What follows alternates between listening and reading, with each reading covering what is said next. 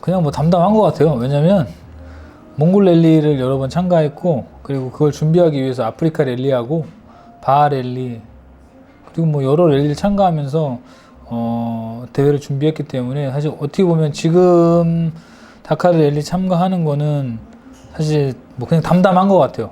담담한데 처음 가는 거니까. 그리고 이제 많은 분들이 주변에서 이제 그 전에 랠리를 참가할 때는 뭐 그냥 뭐 랠리를 가는구나 이런 정도였는데, 지금은 주변에서 잘 갔다 오라고 하고 뭐 조심하라고 하고 뭐 이제 이런 얘기를 해주시니까, 아, 내가 진짜 큰 대회에 참가하고 있구나 이런 생각은 들죠. 근데 오히려 제가 랠리를 처음 나갔을 때 그 느낌보다는 좀 덜 긴장되는 것 같아요. 몽골 랠리 처음 나갈 때가 오히려 더 긴장됐고, 그리고 태국 랠리 처음 나갈 때나 이렇게 그 처음 나갈 때가 더 긴장됐는데, 지금은 오히려 랠리를 한 10번 정도 해외 랠리를 참가하고 나서 지금 가는 거기 때문에 엄청 긴장된다고 하기보다는 아무래도 이제 비용이 많이 들어가고 다른 랠리보다는 더 힘들다고 하니까 그런 데서 오는 좀 긴장감은 좀 있죠. 네.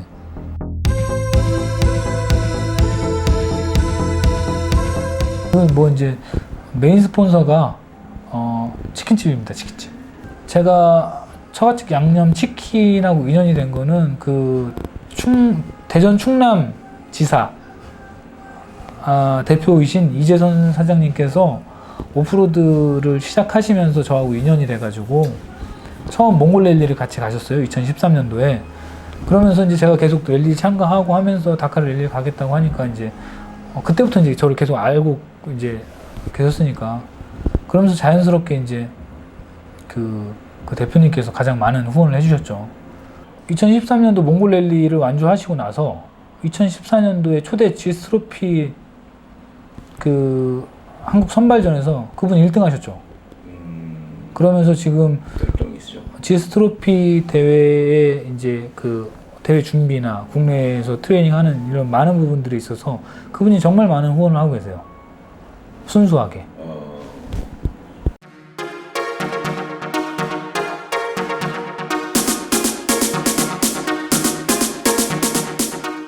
사실 이제 제가 2019년도에 그 허스크바나 코리아에서 다카르 랠리를 준비하는 기간 동안 바이크 이제 국내 대회 참가하고 훈련을 해야 되니까 그 바이크를 지원해 주시고, 이번에 이제 그 얼마 전에 이제 저 송년회 2019년 송년회를 하면서 그때 이제 후원금까지 전달을 해 주셨어요. 허스크바나 코리아에서. 기흥 모터스의 이제 이계웅 대표님께서도 이제 소식을 아시고, 이쪽 뭐 모터사이클 오프로드 관련된 브랜드는 아니지만 한국에서 최초로 참가하니까 그거에 의미를 두고 잘 다녀올 수 있도록 좀 후원을 좀 해주셨어요. HJC에서는 제가 2016년도부터 몽골 랠리 참가를 했거든요. 그 몽골 랠리 참가함에 있어서 헬멧, 오프로드 헬멧을 지원해 주셨고, 그리고 이제 이제 대회 참가하면서 제가 느꼈던 어떤 데이터를 가지고 HJC에서 이제 개발에 이제 조금 도움을 드리기도 했고, 이번에 다카르 랠리 갈 때는 뭐 그게 이제 그 세계적인 선수들한테만 지원되는 헬멧을 제작해 주셨는데, 머리를 이제 3D 스캐너로 스캔을 한 다음에 이제 내피를 별도로 제작을 해 주셨어요. 헬멧 전달식을 하면서 이제 잘 다녀오라고 또 이제 금일봉도 지원해 주시고, 그 강정일 회장님께서 제가 다카르 랠리에 참가한다는 소식을 접하시고 이제 이륜자 산업협회 이름으로 또 후원금을 주셨고,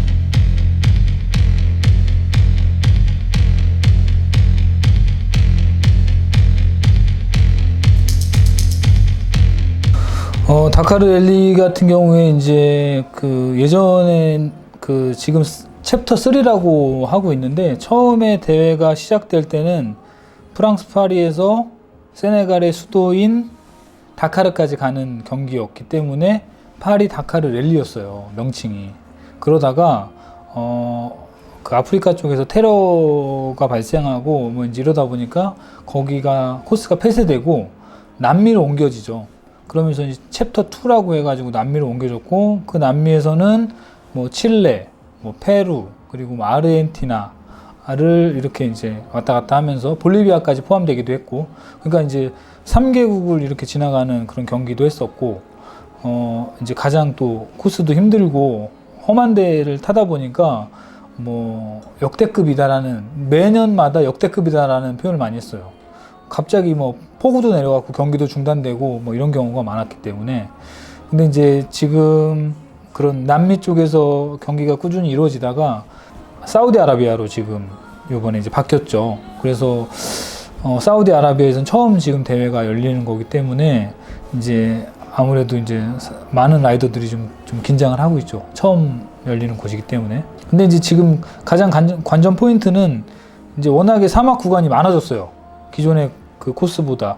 그래서 이제 사막 구간을 달리는 테크닉이나 이런 것도 중요하지만, 그 다카르 대회가 라이더의 어떤 실력이나 이런 것도 중요하지만, 어떤 서포터 팀의 지원이나 어떤 그 바이크나 자동차의 어떤 내구성을 테스트하는 그런 대회의 장이기 때문에, 일반적인 랠리 같은 경우에는 하루 피니시하면 점검하고 다시 나가고 점검하고 다시 나갈 수 있는데, 다카르 같은 경우에는 그 마라톤 스테이지가 있어요. 그 마라톤 스테이지라고 하면 하루를 타고 피니시해서 바이크를 손댈 수가 없어요. 정비를 못 하는 거죠. 타이어도 교환을 못 하고 오일도 교체를 못 하고, 그리고 그 상태로 다시 그 다음날 경기를 해야 되는데, 이제 선두그룹 선수들은 타이어나 오일 상태가 상당히 지금 안 좋은 상태로 달리다 보니까 바이크가 트러블이 생겨요. 이제 그거를 서브 드라이버가 지원을 해줘서 타이어를 교체해 준다던가 이런 식으로 해서 선두권을 밀어주는 어떤 그 팀플레이를 하죠. 근데 이제 그런 게 안 되는 선수들은 사실 이제 트러블을 그대로 방치할 수밖에 없는 상황이고. 일단은 저는 다카르에 처음 나가기 때문에, 다카르 랠리도 클래스가 여러 가지예요. 뭐 프로 클래스도 있고, 프로 클래스가 이제 엘리트 클래스. 그래서 이제 엔트리 번호의 색깔이 달라요. 프로 선수들은 노란색 바탕에 검은색 글씨. 저같이 이제 완전히 이제 처음 입문한 루키 클래스는 흰색 바탕에 검은색 글씨. 그리고 이제 오리지널 클래스가 있어요. 오리지널 말레모토라는 클래스는 본인이 자가 정비를 하는 거예요. 피니시를 해서 바이크를 타고 왔는데, 피니시를 해서 본인이 갖고 있는 그 주최 측에서 인정하는 공구통이 있어요. 그 이상 가지고 다닐 수가 없어요. 거기에 딱 공구하고 그 케미컬 딱 지급해 주는 거예요. 그리고 그거를 이동해 줘요. 주최 측에서. 다음 대회 장소까지, 피니시까지. 그러면 도착해서 바이크를 타고 와서 내려갖고 본인의 바이크는 본인이 정비하는 그런 아주 힘든 클래스가 오리지널 말레모토 클래스거든요.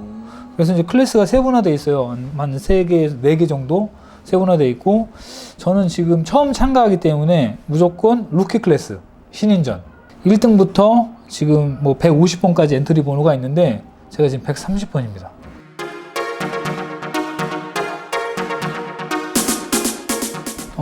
지금이 기술력이 훨씬 더 좋아졌기 때문에 적은 출력으로도 그 어떤 그 효율을 높일 수가 있는 상태잖아요. 근데 배기량이 높은 차들은 속도가 빠르니까 어떤 사고의 위험이나 이런 것들이 좀 있고, 그리고 이제 차가 무겁다 보니까 어떤 험로를 들어갔을 때 어떤 그런 부분도 있고, 제가 느끼기에는 사실 KTM의 독주가 너무 심해요. 990cc, 950cc 막 이럴 때 KTM이 이제 그 2000년도 초반부터 우승 타이틀을 가져가면서 거의 독주하다시피 하니까 배기량을 점점 낮춰서 보편화된 배기량 450cc로 낮아지면서 이제 혼다나 야마하가 본격적으로 그 대열에 합류했죠. 늘 관심사가 KTM의 독주를 과연 혼다나 야마하가 막을 것인가, 이게 늘 화두죠. 한 3년 있다가 당신이 좀 막아줘. 사실 근데 이미 사실 저도 그 여러 랠리를 참가해보지만 KTM이나 허스크바나의 어떤 그 랠리 바이크는 이미 랠리에 특화되어 있어요. 누가 봐도 저건 450cc의 바이크가 아니에요.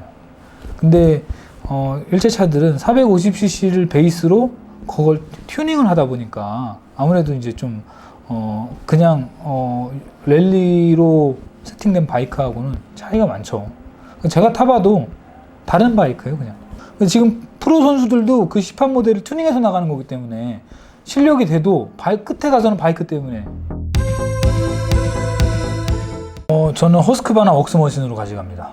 저는 지금 국내에서 팀을 꾸릴 수가 없었어요. 대회를 지금 준비하면서 고민을 많이 했는데 한국에서 사우디아라비아까지 바이크를 운송한다는 것 자체가 제가 참가하는 왔다 갔다 하는 비용보다 더 많이 들어가니까 이거는 답이 안 나온다. 그리고 그 바이크에 들어가는 그 스페어 파츠들, 부품도 있잖아요. 제가 12일 동안 타야 되는데 타이어, 케미컬, 기타 이런 것들을 보냈다가 다시 보내오려면 행정적인 절차가 너무 까다로운 거예요. 뭐 까르네도 내야 되고 거기 가서 뭐 타이어 쓴 것도 다시 챙겨갖고 와야 되고 뭐 이런 것들. 오일을 또 가져가려면 또 화합물 물질이기 때문에 또 항공으로는 또 안 되고 배로 운송해야 되는데 사실 한국에 도착하면 그걸 또 누가 받아서 다시 내륙 운송을 해서 출발지까지 가야 되니까 그 모든 것들이 엄청난 일인 거죠. 그래서 한국에서 간다는 거는 사실상 현실적으로 불가능해요. 정말. 체코입니다. 체코. 네, 체코. 체코에 있는 그 레이싱 팀이죠. 그 레이싱 팀에서.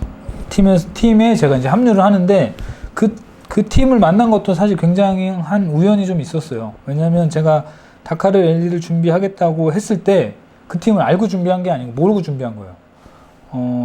몽골 랠리를 우승하면서 그리고 몽골 랠리를 다니면서 몽골에서 다카르 랠리에 참가했던 선수가 있었고 그 선수가 다카르 랠리를 완주했던 경력, 이력이 있어서 저 선수의 실력이 완주할 실력이면 나도 할 수 있겠다. 이제 기본적인 바이크 타는 어떤 능력이라던가 이런 것들로는 내가 엄청 부족한 건 아니겠구나 라는 그런 생각이 들어가지고 결심을 했죠. 그걸 결심을 하고 회사를 그만두고 퇴직금과 전세금을 빼서 멕시코 바하랠리에 참가하고 그리고 이제 소노라 랠리 스쿨에 가고 이제 그런 거죠. 근데 이제 멕시코 바하랠리에 참가했을 때 제가 거기 클래스 1 우승을 했거든요. 근데 이제 그 우승을 했을 때 그 전체 우승을 한 친구가 있었어요. 그러니까 저는 그 상위 클래스는 전체에서는 저는 한 5등 정도 됐고 그 전체 우승을 했던 친구가 2019년도에 다카르 랠리에 나갔어요. 그래서 이제 그 친구한테 물어봤죠. 너는 어느 팀으로 해서 나가는 거냐? 토비 프라이스? 토비 프라이스 말고 토비 프라이스는 호주고 제가 같이 했던 친구는 이제 미국 유타에 사는 그 스카일러라는 친구인데 그 친구가 이제 19년도에 나간 거예요. 그래서 이제 물어봤죠. 너는 어느 그 팀에 합류해서 갔냐 그랬더니 자기는 개인 팀에 합류해서 갔다. 그 팀이 체코의 어느 팀이다. 그러냐? 거기는 좀 어떠냐? 거기 정말 괜찮다. 추천해 줄 만하다. 그래서 이제 그 팀에 얘기를 했죠. 그래서 그 팀에서 자기네들이 유럽에 있는 어느 대회에 참가를 한다.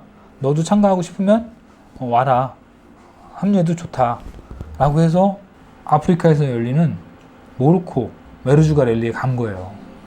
거기가 다카르 랠리를 참가하기 위해서는 그 대회 완주 이력이 있어야 된다는 거죠. 일단 기본적으로 FIM 그 크로스 컨트리 랠리 그 대회에 참가한 완주 이력이 있어야 되는데 그게 이제 아시아에서 유일하게 열리는 건 몽골 랠리잖아요. 몽골 랠리 완주 이력도 해당이 돼요.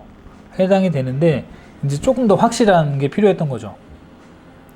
저는 몽골 랠리 우승을 했으니까 참가 이력은 되죠. 근데 이제 제가 어떤 그 아프리카 사막을 경험하는 것도 중요했고 거기에서 진행되는 어떤 선수들의 어떤 움직임이라던가 대회 운영 방식도 제가 필요했고 더 중요한 거는 제가 2020년 다카르 랠리를 가기 전에 이 팀이 과연 나를 서포트해 줄 수 있는 역량이 되는가를 확인하고 싶었던 거죠.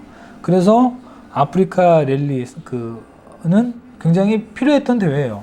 그래서 거기에 참가를 했고 거기에서 이제 완주를 했던 거죠. 그 팀과 함께. 그래서 거기에서 그 팀과 완주를 하면서 2020년은 너희와 함께 하겠다라고 이제 얘기를 하고 저희 이제 계속 물밑 작업을 하고 비용적인 부분들 그리고 서포트하는 어떤 것들을 이제 정리를 했죠. 그러다 보니까 바하랠리에서 가서 알게 된 인연을 통해서 아프리카 랠리에 나갔고 아프리카 랠리의 인연을 통해서 다카르 랠리를 가게 된 거죠. 그렇죠. 다카르 랠리를 나가겠다고 회사를 그만둔 것도 어떻게 보면 내가 이게 회사를 다니고 직장 일을 하면서 그 다카르 랠리를 나가겠다는 거는 나중에 가서 여의치 않으면 안 가겠다라는 생각도 갖게 될 거라는 생각을 했어요. 그래서 회사를 그만두고 해야 되겠다. 그래야지 나의 어떤 진정성이라던가 그리고 내가 정말 이거에 올인했다는 거를 내 주변 사람들도 알고 그리고 날 도와주려고 할 것이다. 회사의 업무적인 것도 제대로 못하면서 다카르도 제대로 준비를 못하면 두 개 다 못하는 거잖아요. 그거는 아닌 것 같다는 생각이 들어가지고 결국에는 하나를 포기해야 되는데 회사는 10년 다녔으니까 할 만큼 했고 요즘에는 좀 바뀌어가지고 물론 그것도 있지만 요즘에는 그 항법 장치 GPS가 굉장히 발달했어요. 주최 측에서는 대회를 하기 전에 그 코스를 답사를 하잖아요. 답사를 하면서 그 코스를 루트를 짜고 웨이포인트를 지정해 놓고 위험 구간에서는 속도 제한 구역을 만들고 해서 그거를 GPS에 입력을 해요. 그래서 그 GPS를 선수들한테 하나씩 이제 참가자들한테 주는 거죠. 그래서 모든 기록은 그 GPS에 기록이 남아요. 그래서 뭐 이렇게 질러간다던가 돌아간다던가 과속을 했다던가 이런 거는 모든 기록이 다 남아요. 그리고 그 바이크가 이동하는 이동 루트나 경로를 주최 측에서는 알 수 있는 거죠. 일단 벌금이 있습니다. 한번 위반